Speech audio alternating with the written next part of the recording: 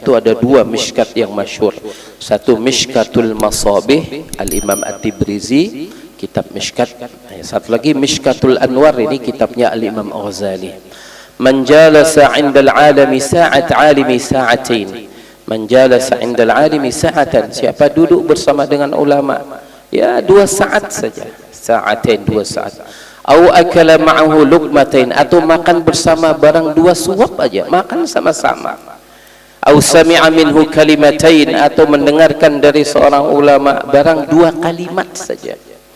Au masya ma'ahu khutwatain, atau berjalan bersama barang 2 langkah saja. Ini artinya menyemangati kita untuk senantiasa jangan terjauh, jangan terpisah dari ulama itu saya. Duduk 2 saat, makan 2 suap, mendengar 2 kalimat, jalan sama walaupun hanya 2 langkah. Allah Ta'ala jannatain, Allah akan memberikan untuknya 2 syurga. Kullu jannatin mithlat dunya marratain, dari setiap satu syurganya luasnya seluas dunia ini lipat 2 kali. Mishkatul Anwar ini dikutip kitab Mishkatul Anwar. Ali karramallahu wajhah, berkata Nabi Agung Baginda sallallahu alaihi wasallam telah bersabda, Sa'altu Jibril, aku bertanya kepada Jibril, an ashabil ilmi, mengenai orang-orang yang ahlul ilmi.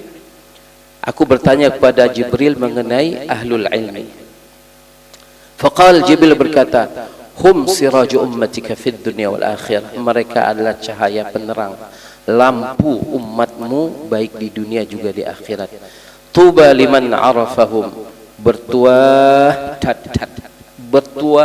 sangat bagi mereka yang mengenali ahlul ilmi. Wal wail, dan celaka lang liman angkarahum, yang mengingkari wa abghadahum, dan bermusuhan dengan mereka.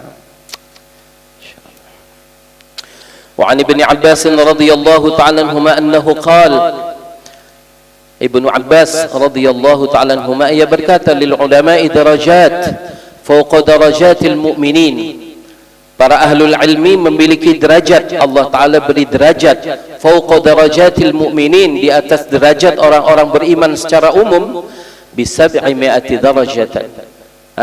Berapa lebih mereka? 700 derajat. Ma bainad darajatain 500 sanatan, dari satu level derajat kepada derajat berikutnya, level berikutnya itu jarak tempuhnya 500 tahun perjalanan. Ini sekarang ini di dunia ini tidak kelihatan, maka mudah ya kita menziarahi ulama, mudah. Masih banyak guru-guru kita, ulama-ulama kita, ziarah kepada mereka sekarang mudah. Nah, nanti lo di akhirat nggak mudah, karena mereka memiliki derajat yang lebih dari kita orang-orang umum ini, 700 derajat, dan jarak tempuh dari satu level ke level berikutnya, derajat berikutnya itu 500 tahun jarak tempuh. 500 kali 700 berapa?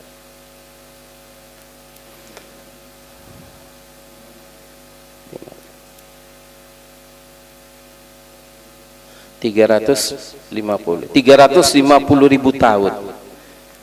350 ribu tahun jalan kaki baru ketemu Imam Syafi'i nanti.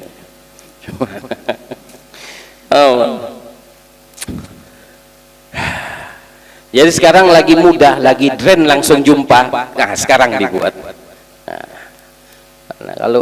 kalau enggak nanti ya sulit. Maka sekarang dibangun hubungan itu dari sekarang, membangun hubungan kedekatan dengan para ulama. Hukiya anna Nabi sallallahu alaihi wasallam jaa ila babil masjid fara'a syaitan 'inda babihi. Ini ada cerita. Pernah Nabi mau masuk masjid, sampai di pintu masjid lihat syaitan berdiri di pintu. Faqala sallallahu alaihi wasallam. Nah, Nabi bertanya, "Iblis, ma tasna'una?" Iblis, ngapain kamu sini? Jadi itu di pintu masjid ada iblis. Apalagi ini di Masjid Nabawi, apalagi cuman masjid kita, menasah lagi. Di Masjid Nabawi di zaman Nabi saja dia berdiri di pintu masjid. Jadi wajar, biasa orang masuk nggak jadi pulang. Biasa itu. Faqala syaitan, iblis bilang, uridu an adkhulal masjid, sebenarnya aku mau masjid, sebenarnya aku mau masuk ke dalam masjid. Walakin akhafu min hadzal rajuli naim, tapi aku kok lihat ada orang lagi tidur itu, aku takut sama yang tidur itu. Sebenarnya mau masuk masjid. Nah, di dalam masjid itu ada orang lagi sholat. Sebenarnya aku mau masuk masjid, tetapi aku lihat ada orang tidur, aku takut sama yang sedang tidur itu. Iblis takut sama yang tidur, malah nggak takut sama yang lagi sholat. Ya iblis, lima lam takhaf minal musalli wa huwa fil ibadah wal munajah ma'a rabbih. Loh, iblis, kamu ini kok nggak takut sama orang yang lagi sholat sementara dia lagi munajat sama Rabbnya. Wa takhafu minan naim, kok malah takut sama yang lagi tidur. Wa huwa fil ghaflah, padahal dia namanya orang tidur. Orang tidur kan ya fokus, kalau kita bilang fokus apa orang tidur? Fokus apa? Fokus tidur lah. Ya, fil ghaflah. Secara umum ya orang tidur itu kan lalai. Dia lagi lalai, yang ini lagi munajat, kok malah takut sama yang lagi tidur. Qala syaitan, iblis berkata, al-musalli jahil wa ifsadu ashal, walakin ini yang musalli, yang lagi sholat ini, yang sholat ini ada lagi sholat, tapi yang sholat ini dia rukun sholat pun nggak tahu, syarat sah sholat nggak tahu, yang batal untuk sholat dia nggak tahu. Ngerusak dia itu lebih mudah. Walakin naim, yang tidur itu orang alim, idza aghwaitul musalli afsadat salatu. Aku takut kalau aku gerusak-gerusuk mengganggu orang yang sholat ini, terbangun yang tidur, akhirnya dia betulkan sholatnya orang yang jahil tadi. Ya, itu rupanya. Takut kalau sampai nanti yang tidur itu apa? Terbangun. Kalau dia terbangun, akhirnya dia buat islah, dia buat perbaikan kepada orang yang sholat yang mungkin sholatnya itu tidak benar. Inilah, nah, kalau bahasa kita asbabul wurud, sebab-sebab Nabi kemudian bersabda, faqala an-nabiy sallallahu alaihi wasallam, naumul alim khairum min ibadatil jahil. Tidurnya ulama lebih afdol daripada ibadahnya orang jahil. Tapi maksudnya tidur bukan di waktu sholat fardu ini ya. Ya, tetap ya tidur bukan pada waktu yang memang dia wajib jaga, tidak. Nah ya. Wa qala an-nabiy sallallahu alaihi wasallam, man arada an yahfadha al-ilma fa alayhi an yulzima khamsa khisal. Ini ada amalan, ada terapi dari Nabi Agung Baginda sallallahu alaihi wasallam bagi yang ingin mudah menghafal ilmu. Ada amalan nih bagi mereka yang ingin mudah menghafal ilmu. Hendaklah bagi mereka yang sangat ingin dia menghafal ilmu, fa'alaihi ayyulzimah, hendaklah dia melazimkan menjaga khamsah khisal, 5 hal, 5 amalan.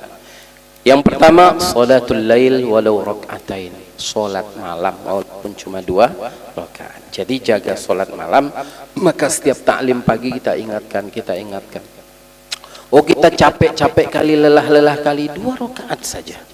2 rakaat saja, jangan tinggal. Jangan karena mungkin kita sering dengar Imam Syafi'i begini, Rasulullah sepanjang malam. Kemudian kita terfikir namanya tahajud itu harus bengkak kaki, harus panjang malam. Kalau enggak itu nanti namanya tahajud tapi enggak level tahajud, tidak. Walau rak'atain, salatul lail walau rak'atain. Dalam hadis sering kita ulang-ulang itu, orang yang menjaga salat tahajud walaupun cuma 2 rakaat, walaupun cuma 2 rakaat, tidak akan tercabut ruh dari jasadnya sebelum kedua biji matanya pada saat sakaratul maut melihat tempat tinggalnya dalam surga. Orang yang jaga tahajud walaupun cuma 2 rakaat. Dan ternyata ini juga termasuk salah satu amalan penting bagi orang yang ingin mudah menghafal ilmu. Maka nggak ada ceritanya lah santri nggak tahajud. Ada satu orang ulama kita di Hadramaut, beliau bilang,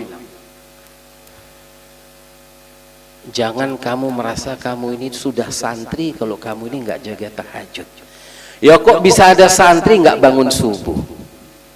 Gimana? Sementara ulama kita mengatakan, jangan kamu merasa kamu ini sudah jadi santri, kalau kamu ini enggak tahajud. Ya kok bisa sekarang ini ada santri enggak bangun sholat subuh, gimana? Inilah memang alamat tanda-tanda memang kejahilan itu. Memang ini seakan-akan kalau kita bilang sudah tiba waktunya, ya iya enggak iya gitulah. Dan ini terjadi. Salah satu orang ulama kita, salah seorang ulama kita di Aceh, berapa tahun yang lalu, beliau wafat setelah tsunami. Beliau bilang, beliau mengalami masalah di pesantren ini. Ini cerita pesantren. Murid-muridnya ini santri milih dihukum daripada harus bangun sholat subuh untuk berjamaah di pesantren. Milih dihukum. Ini kalau nggak apa nanti diberi hukuman begini-begini, nggak apa-apa, kami milih hukuman ini. Nah ini. Dan beliau ini salah seorang ulama kita beliau cerita ini. Dan ini sudah terjadi. Sementara nalurinya santri nggak bisa dikatakan santri kalau nggak tahajud. Nggak tahajud ya, tahajud wajib tidak? Kalau nggak tahajud berdosa tidak? Enggak. Tapi salah seorang ulama kita di Hadramaut katakan, jangan kamu merasa kamu santri, jangan kamu merasa kamu itu subah orang yang multazim, mustaghil, orang yang semangat menuntut ilmu. Kamu ini adalah penuntut ilmu kalau kamu itu enggak tahajud. Nah, itu. Ya, kok bisa terjadi satu zaman di mana penuntut ilmu lebih memilih hukuman daripada bangun untuk sholat subuh pada waktunya, maksudnya ya. Kalau boleh dia jangan diganggu tidur kapan saja, bangun jam 7, 8, jangan dihalangi, nanti pas bangun di situ dia sholat. Ini pilihannya. Masya Allah. Dan ini terjadi. Dan bahkan ini sudah banyak terjadi umum. Orang nuntut ilmu tapi nggak bangun sholat subuh, bayangkan mau kemana? Padahal kemarin khutbah Jumat kita ini, siapa di masjid kita bagus sekali khutbah Jumatnya yang berapa ya, 2-3 Jumat yang lalu.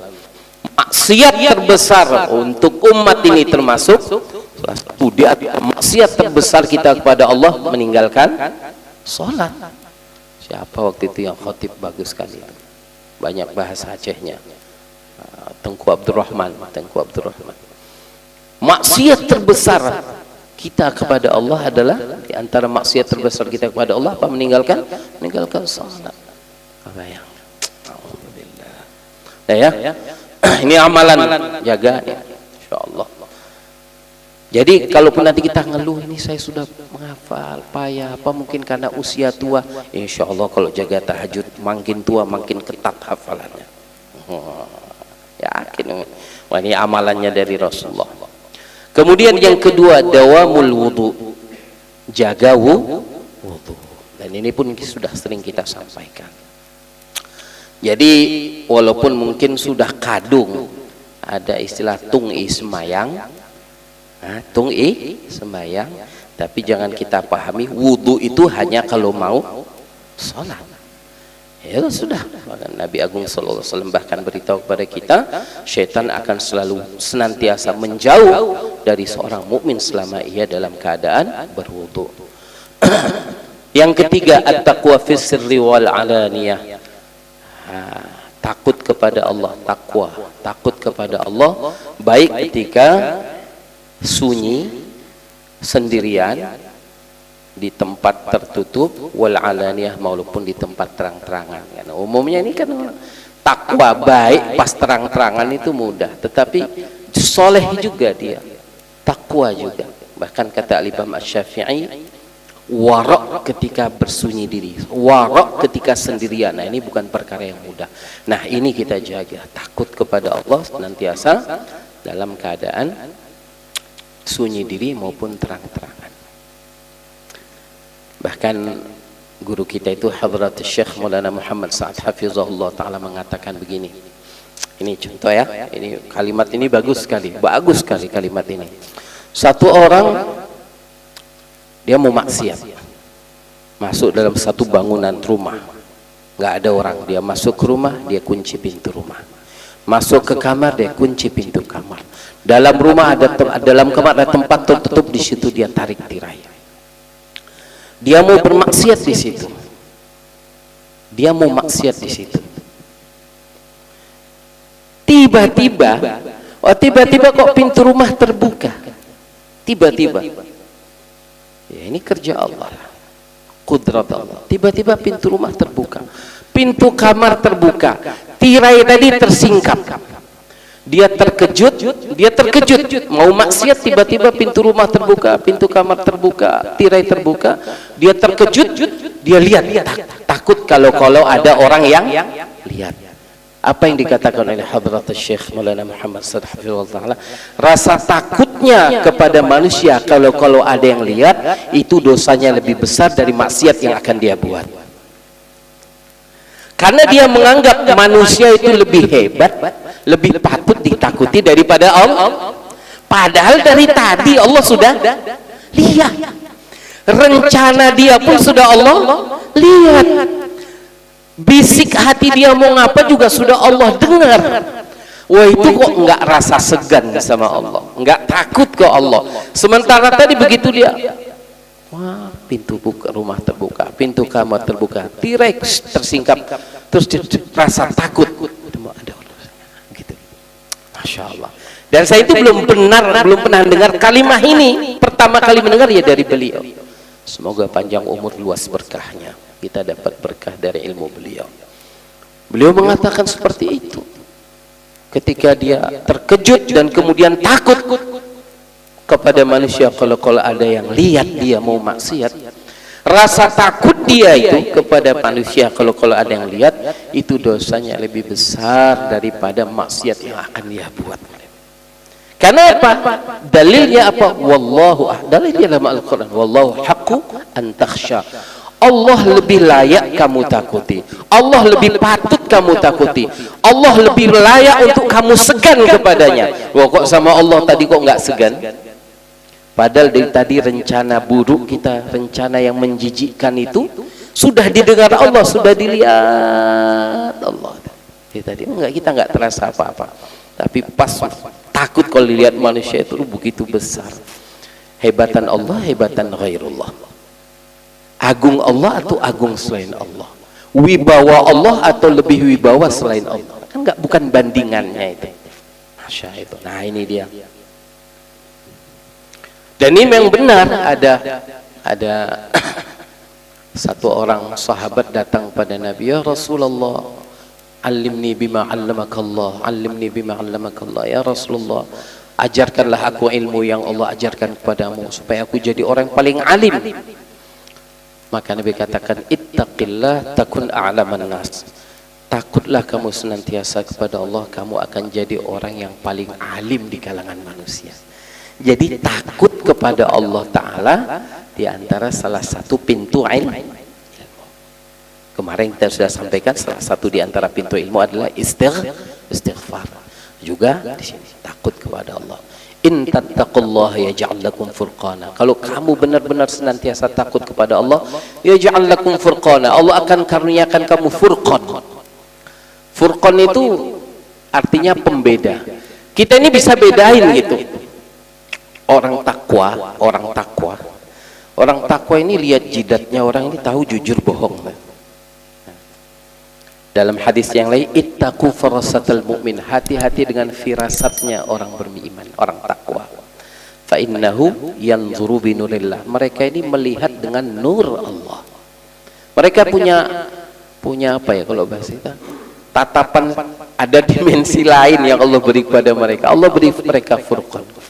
Sampai kalau sebahagian kisah wali-wali Allah Ta'ala itu, saking takwanya itu, saking takwanya. Mereka jalan aja, jalan di satu jalan, di situ ada bekas tapak kaki. Oh, ini tapak kaki hafiz Quran ini. Sampai kayak gitu gitu. Wah, ini tapak kaki maling. Lihat bekas tapak kaki di tanah itu. Masuk kampung. Ini mau masuk kampung ini. Kan ada doa masuk kampung ini. Kita bolak-balik mondar-mandir setiap hari keluar masuk kampung ya. Apa doa masuk kampung? Belum tahu. Nanti kita talqin insyaallah. Jadi hari setiap malam ada talqin. Ya. Satu orang takwa masuk kampung dia. Ini ya cerita orang takwa wali Allah.